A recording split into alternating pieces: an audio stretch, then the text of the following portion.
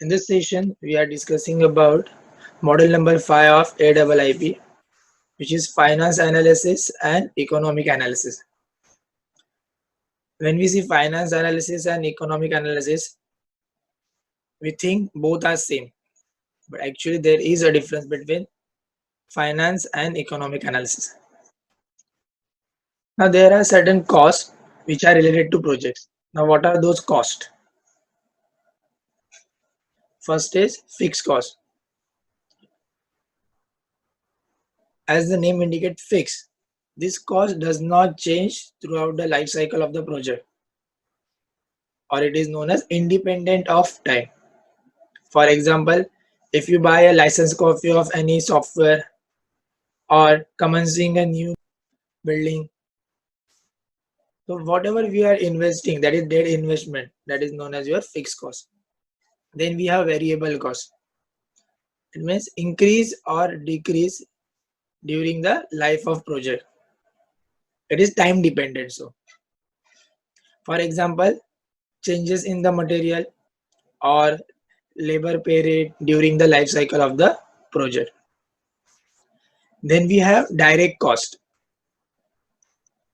These are those expenses that are accountable directly on facilities, function or products that we are provided. For example, material cost, labor cost, or your subcontractor cost and equipment cost.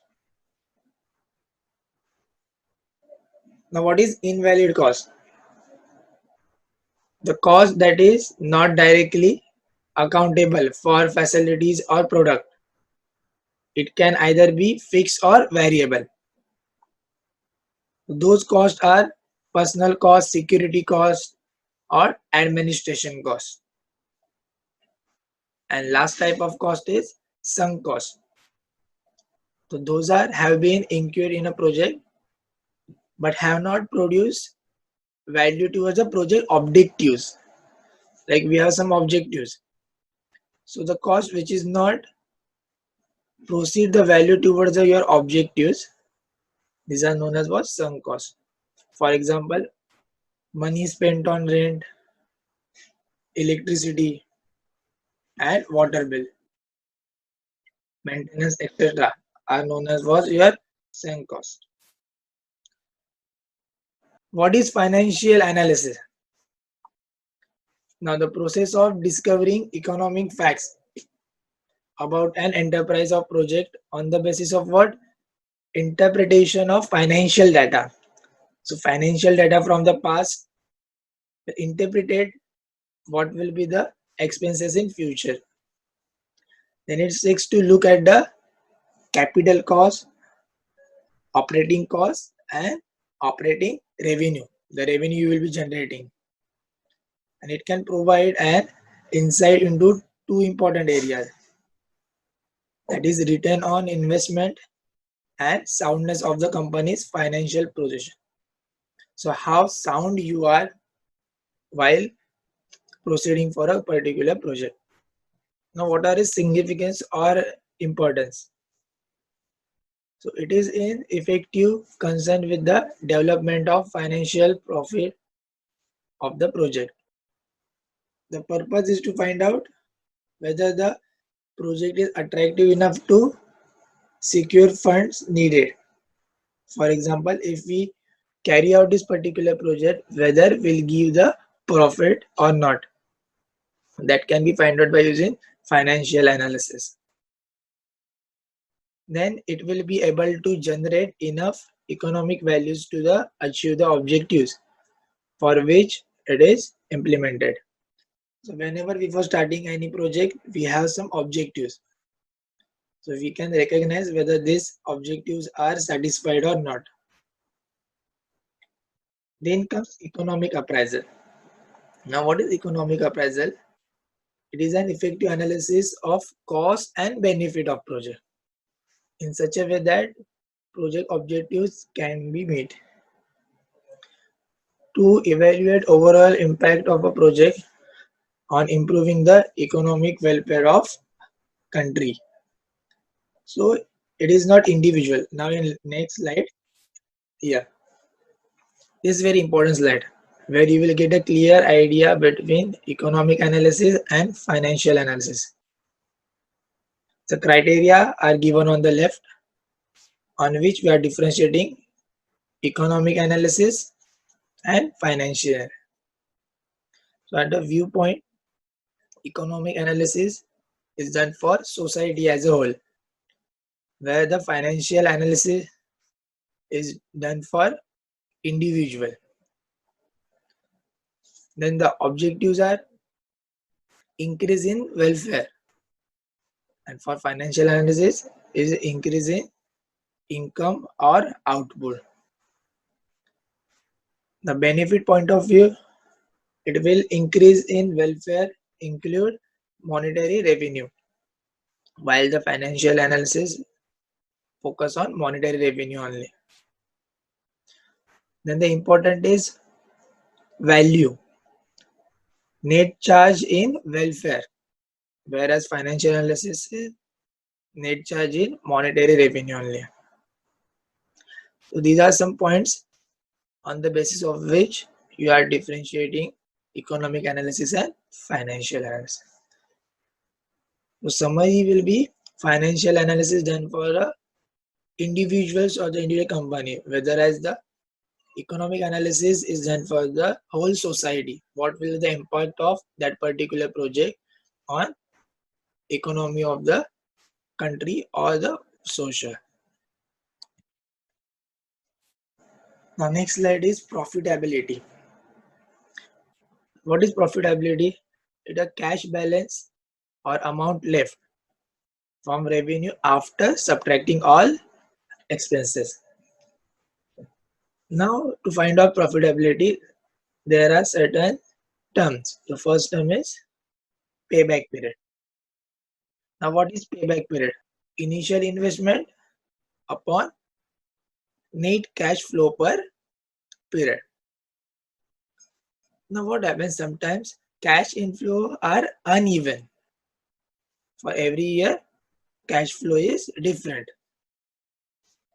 So in this particular form you have to calculate the cumulative net cash flow for each period, and then we have to apply the formula A plus B upon C, where A is last period number with a negative cumulative cash flow and B is absolute value, that is value without negative sign, of cumulative net cash flow at the end of the period A, and C is your total cash inflow during the period following period A. And the very important point in this break-even analysis. You will be getting one question on break-even analysis. Like write a short note on break-even analysis or what is break-even analysis. It is very important tool in every project. It is nothing but a financial tools which helps you to determine at what stage your company or a new service or a product will be profitable. In other words, it is the point at which revenue of product sale equals cost associated with receiving the revenue. So this tool will be helpful to find out at which point we'll be getting profit. As we know, whenever we start a new project,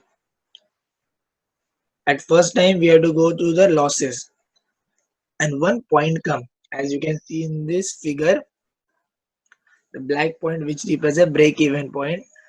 That is the point where no profit, no loss condition is there. After this point, if your total revenue increases, then you will get profit. And if your total revenue is less than your total cost, that is total expenses, then there will be a loss. And we also have one value that is fixed cost. That cost is nothing but your initial investment. That will be constant throughout the project. So variable cost and fixed cost is nothing but your total cost. Okay, so let us move to the next slide. Now what is break even point? Break even point is fixed cost upon unit service price minus variable cost. Okay, there is one example like the cost related to this analysis are categorized into two types, as we have seen in the figure: fixed cost and variable cost. And total cost is sum of fixed cost and variable cost.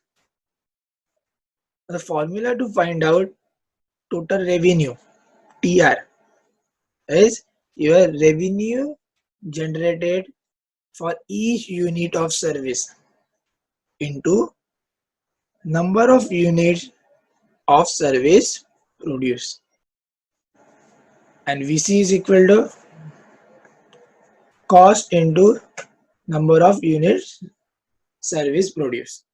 That is your variable cost. So by knowing variable cost and fixed cost, we can find out total cost.